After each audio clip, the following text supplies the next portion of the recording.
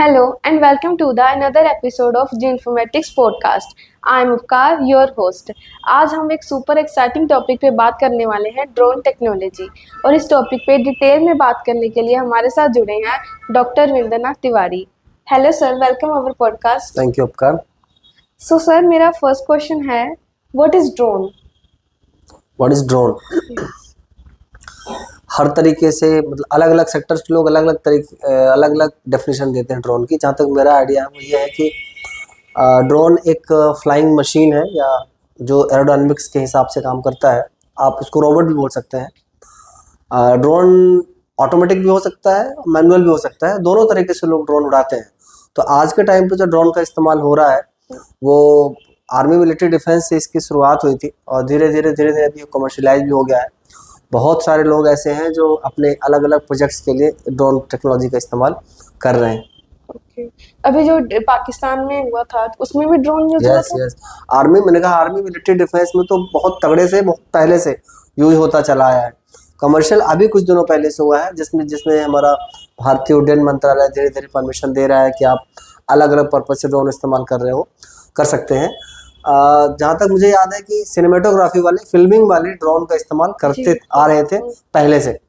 अभी जो एग्रीकल्चर वाला ड्रोन है या हम मान सकते हैं मैपिंग और सर्विंग वाले जो ड्रोन है या सर्विलांस वाले ड्रोन है, अभी थोड़ा डिमांडिंग में आ रहे हैं।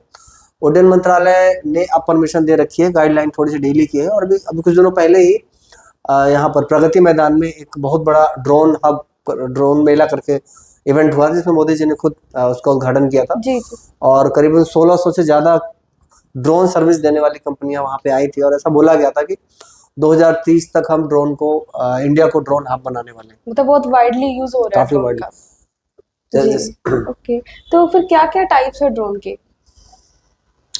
ड्रोन के टाइप्स की अगर मैं बात करूं तो ड्रोन को डिपेंड ड्रोन को जो कैटेगराइज किया गया है वो अलग अलग आधार पे, अलग अलग बेसिस पे कैटेगराइज किया गया है। जैसे मैं बात करूं कि आप इसको देखो विंग्स के आधार पे, तो विंग्स के आधार पे ड्रोन को कैटेगराइज किया गया है जिसको हम एक फिक्स विंग ड्रोन बोलते हैं और एक मल्टी रोटर ड्रोन बोलते हैं। फिक्स विंग ड्रोन थोड़ा लॉन्ग रेंज का ड्रोन होता है, काफी बड़ा एरिया कवर करता है। मल्टी रोटर ड्रोन में प्रोपेलर लगे होते हैं, मोटर लगे होते हैं। अब फर्क ये है कि फिक्स विंग के लिए हमें ज्यादा स्पेस चाहिए होता है, मल्टी रोटर को आप छत से उड़ा सकते हो, मतलब ज्यादा स्पेस की जरूरत नहीं पड़ती है। ड्रोन को रेंज के आधार पर भी कैटेगराइज किया गया है, जैसे कुछ लॉन्ग रेंज ड्रोन होते हैं, कुछ शॉर्ट रेंज ड्रोन होते हैं, कुछ मीडियम रेंज ड्रोन होते हैं। रेंज मतलब कितना किलोमीटर तक आप रिमोटली ऑपरेट कर पाओगे।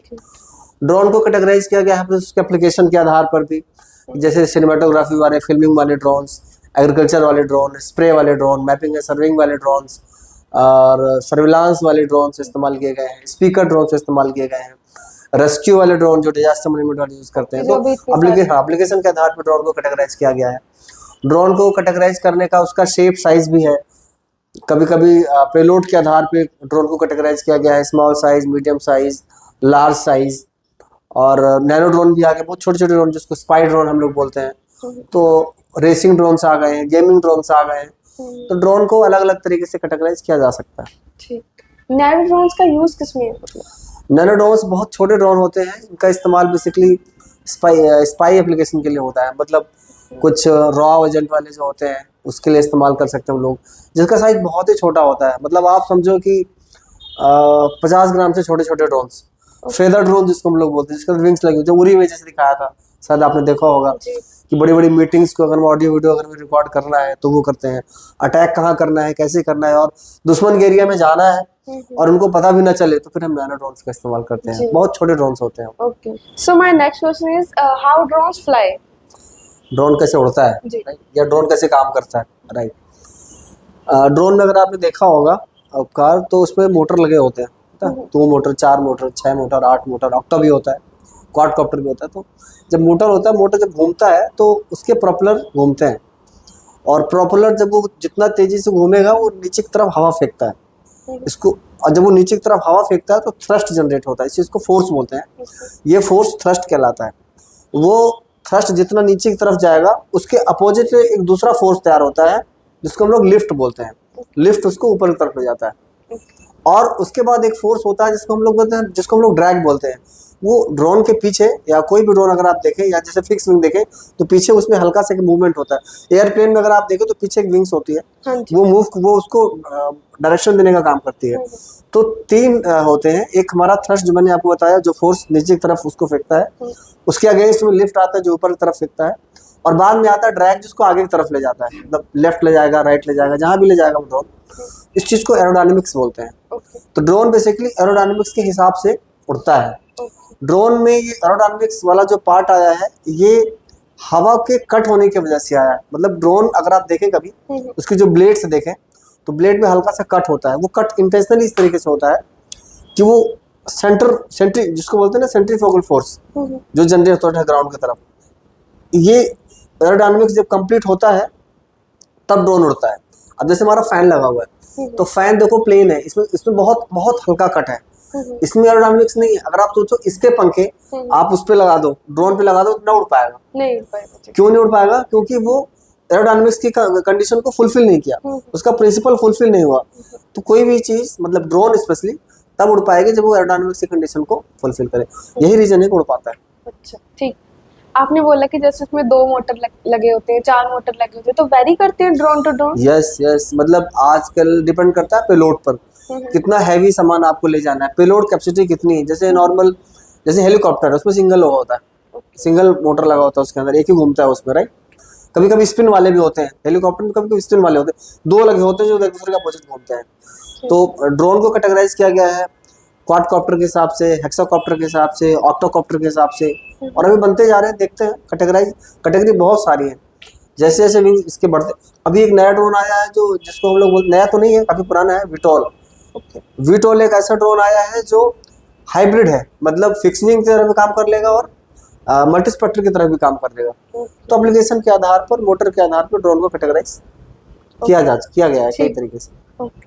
और what is the advancement of drone? Advancement मतलब नया क्या है, राइट।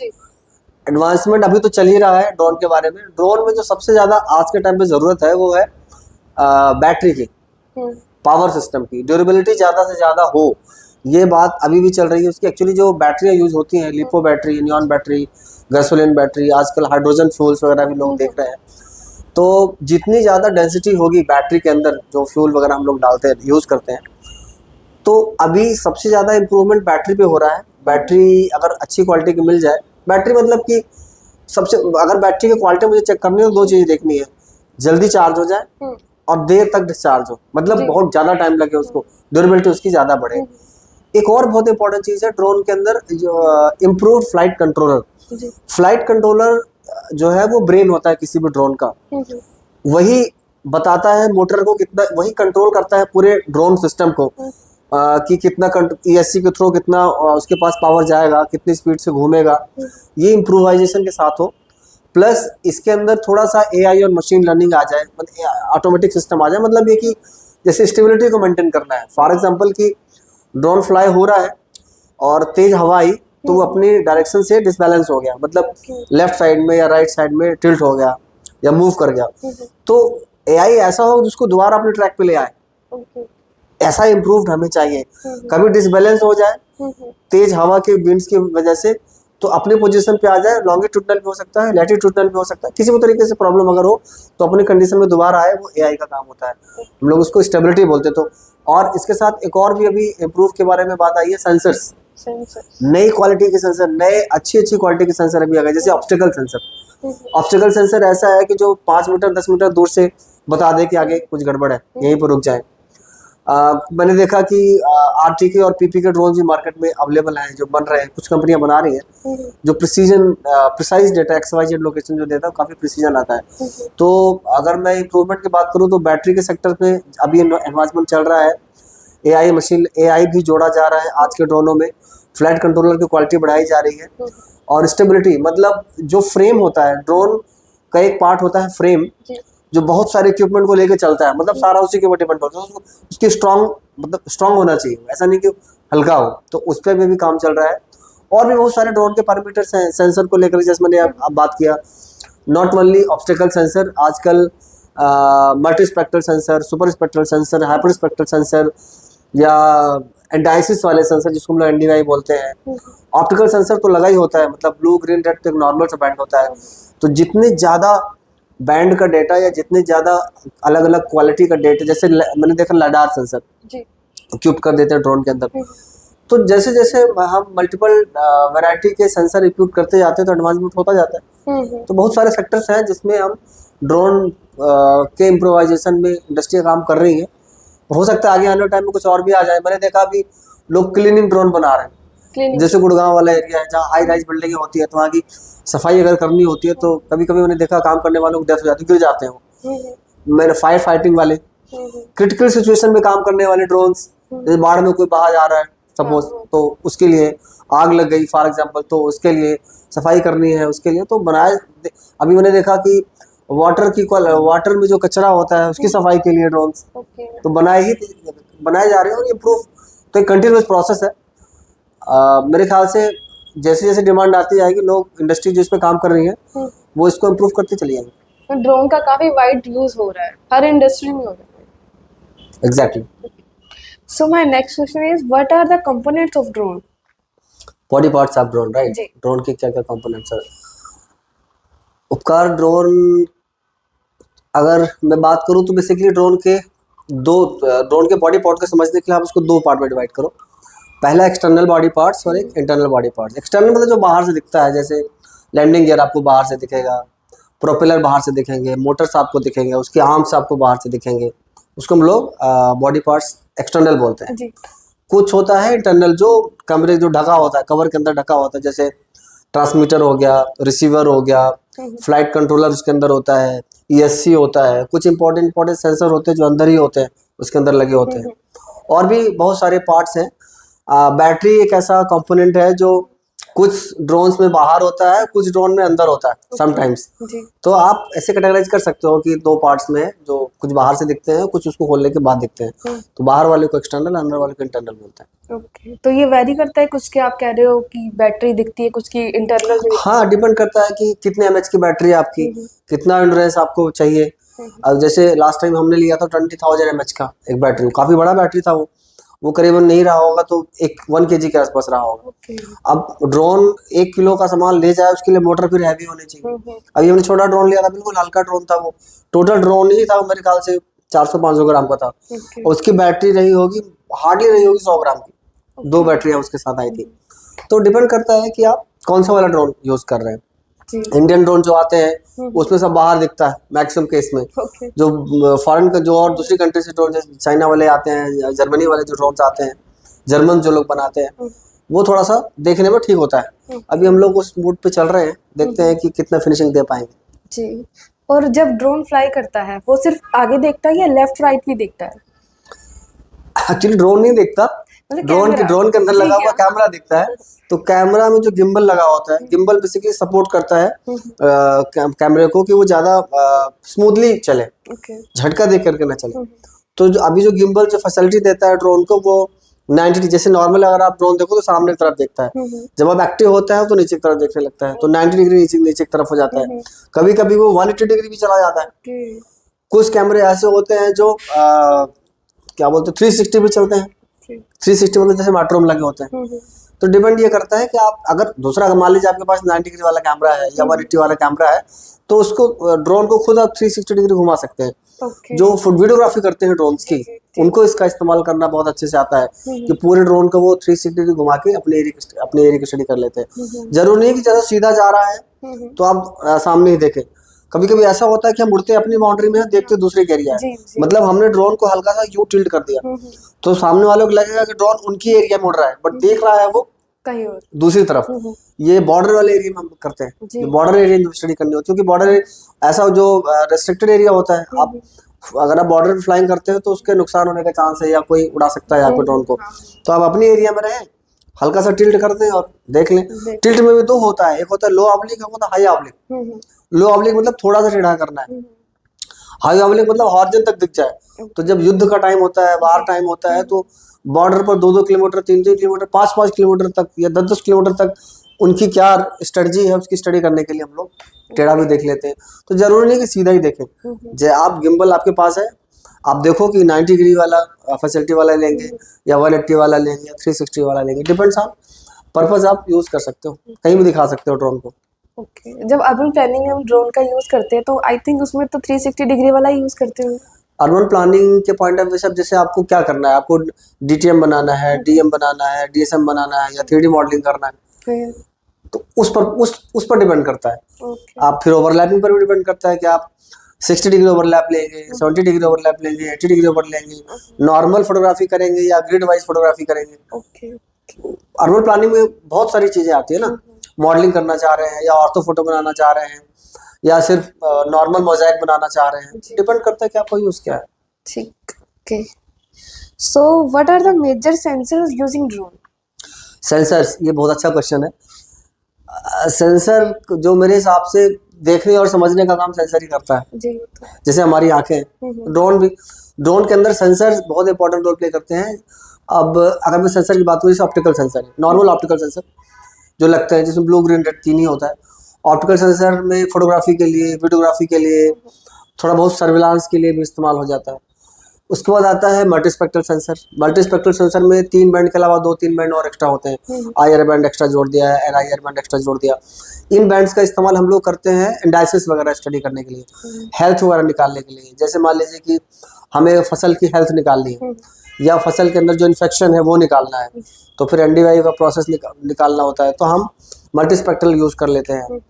कभी कभी हमें थर्मल ड्रोन की जरूरत पड़ती है, टेम्परेचर की स्टडी करनी होती है। वो ऐसा होता है कि फॉरेस्ट एरिया में अगर मान लीजिए कोई मोब जा रहा है, भीड़ जा रहा है, चाहे जानवरों का झुंड जा रहा हो या लोगों का झुंड जा रहा हो, तो टेम्परेचर ड्रोन आपको बता देगा कि नीचे कुछ मूवमेंट हो रही है। ओके। बिल्कुल ऐसी बात है कि अगर यहाँ थर्मल कैमरा में लगा दूं, मेरे यहाँ बगल में टिफिन रखा है गर्म खाने का डिब्बा, तो सामने वाले को साफ पता लग जाएगा कुछ हीट मटेरियल इसके अंदर रखा हुआ है, तो वो थर्मल ड्रोन होता है। कुछ सेंसर और होते हैं जो फील कराते हैं, जैसे कि ऑब्स्टिकल सेंसर।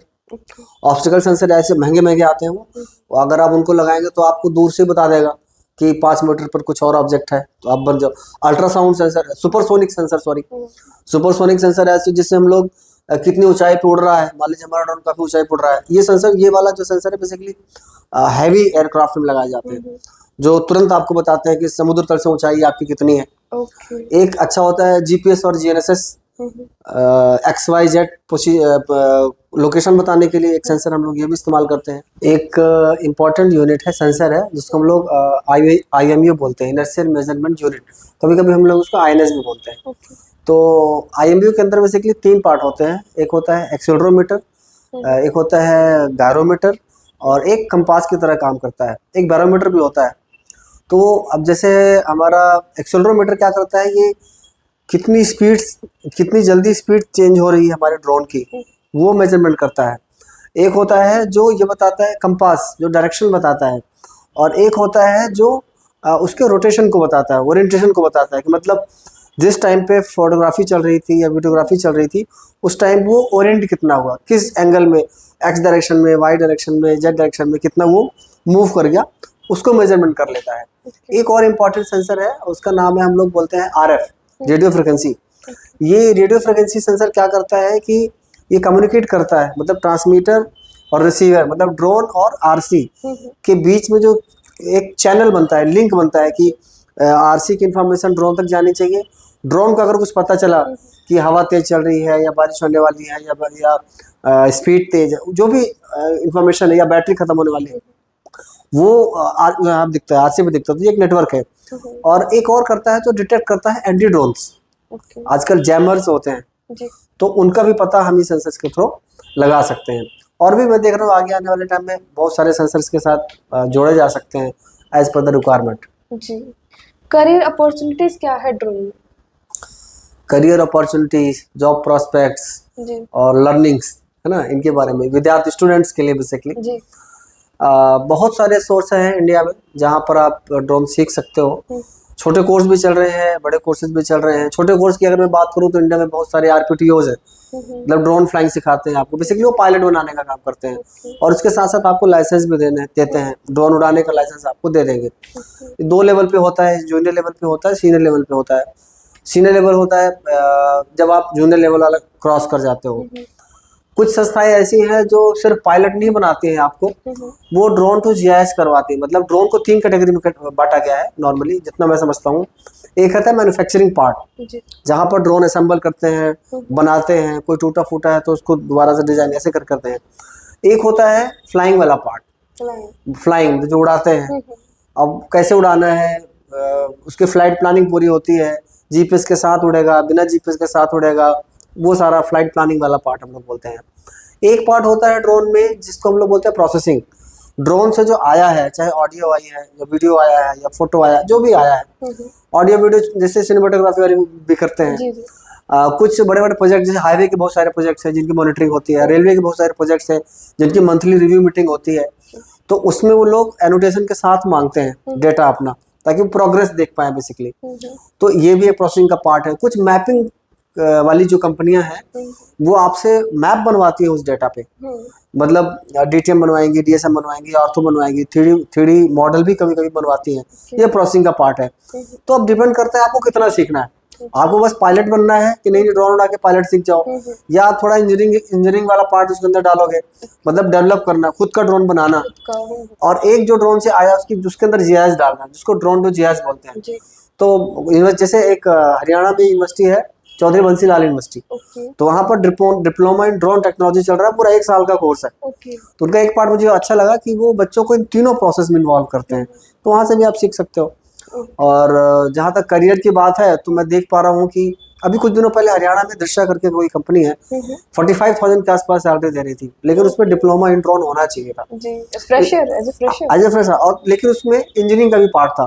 तो जो बच्चे इंजीनियरिंग बैकग्राउंड से बिलोंग करते हैं उनको तो जरूर कंपलसरी है सीखना। जो जोग्राफर्स हैं, जो जोग्राफी बैकग्राउंड से बिलोंग करते हैं, तो जो कि मैपिंग एंड सर्विंग उनका पार्ट है, वो लोग भी ड्रोन के बारे में अपना सोचें, क्योंकि जोग्राफी को आप हल्के में ना लें।